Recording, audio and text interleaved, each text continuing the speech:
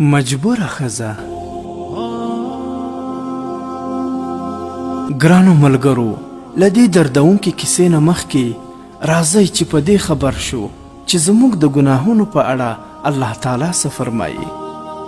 الله تعالی فرمایي: ای زما بندگانو، تاسو اکثر شپه او ورځ کې خطاګانې کوئ او زه ستاسو ټول ګناهونه بخم.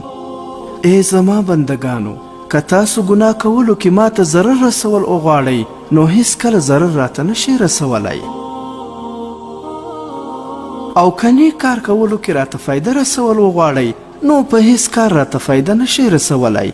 یعنی که تاسو ټول ګناهونه کول شروع کړئ نو زما خدایي ته نقصان نشئ رسولی، او که ټول اطاعت گزار جوړ شئ او عبادتګاره جوړ شئ نو زما په خدایي کې زیاتی نشئ راوستی، بلکې ګټه مو هم د ځان ده او تاوان مو هم د خپل ځان دی.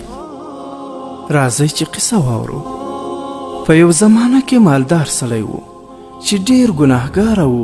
د یوې نیکې ښځې سره محبت و.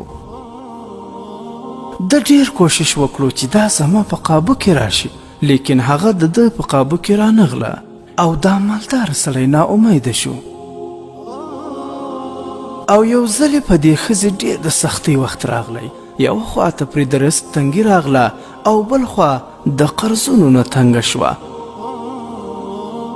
خلکو ترې د پور مطالبه کوله، دا مجبوره شوه او دې مالدار سړي له راغله او خپل ټوله قصه یې ورته بیان کړه. هغه سړی ډېر خوشحاله شو او ورته یې وویل چې څومره مال غواړې هغه واخله، خو نن شپه به ما ته راځې. هغې ښځې ورته وویل چې ډېره ښه ده چې خلکو ته قرضه ورکړم، بیا به راشم. نو دې سړي ورته روپۍ ورکړې. دا ښځه لاړه او ټول قرض یې ادا کړو او د وعدې مناسب واپس په شپه کې دې سړي ته روانه وه. او د الله جل جلاله له ویرې نه یې په لاره کې ژړل او دا دعا یې کوله: ای الله، په ما سختي راغلې ده، زه ستا نه سوا د بل چا کومک نه غواړم او د ټولو نه لوی رحم کوونکی ته یې. ای زما ربه، زما د درد او د فریاد ځای ته یې. ای خدایه، اگر که زه د سر نه تر خپو پورې ګناهګاره یمه، خو اوس ستا په در کې طلبګاره د توبې یمه. ای زما خدایه، زما په ظاهر او باطن ته خبردارې او زما حالت ستا نه پټ نه دی. زه یوه غریبه او فریاد کوونکې او بېنوا یمه. څوک به زما تپوس وکړي بغیر له تانه. ای زما خدایه، زما دعا مه ردوه، په خپل فضل او کرم سره زما حفاظت وکړه. او بیا هغه مالدار سړي ته ورغله. دغه سړي د خپل ناکاره ارادې دپاره خپل مکان ښه خوشبویه کړی و.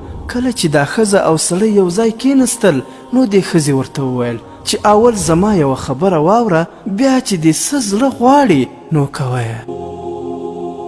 خبره دا ده چې ته په دې وخت اوس په ناکاره عمل خپل زړه خوشحالول غواړې او الله پاک ناراضه کوې.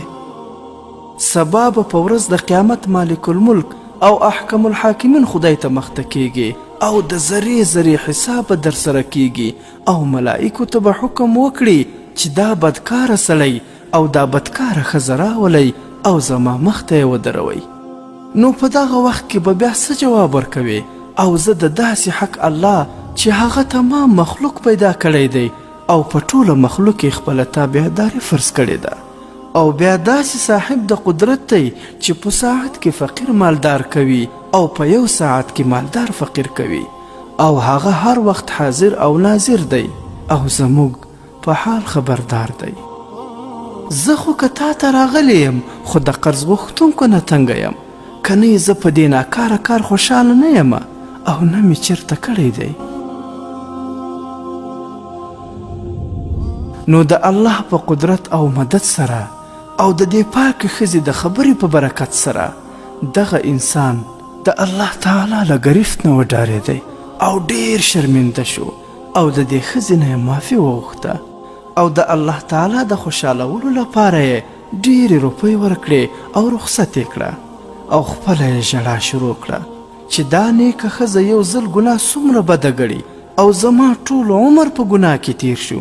ای زما افسوسه، زه به الله ته څه جواب ورکوم؟ 3 شپې او 3 ورځې الله تعالی ته وژړل او ریښتونې توبه یې وایسته او د دې فاني دنیا نه رخصت شو. په دغه زمانه کې چې کوم پیغمبر و، الله تعالی هغه ته حکم وکړو چې ای زما نبی، زما دوست وفات شوی دی، ته ځان سره خپل دوستان واخله او د هغه غسل او کفن وکړه او لمونځ د جنازې پرې ادا کړئ.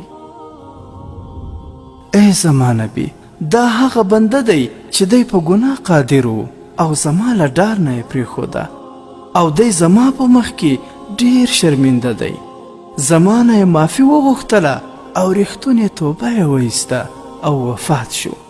تاسو ګواه شئ چې ما د دې بنده ټول ګناهونه معاف کړه او دی مې وبخئ. عبرت: ګرانو ملګرو، هر څومره ګناهګاره یو، بیخي زیات ګناهګاره یو، خو کله مو هم په ژوند کې په خپلو ګناهونو توبه ایستلې او کله مو استغفار ویلی دی.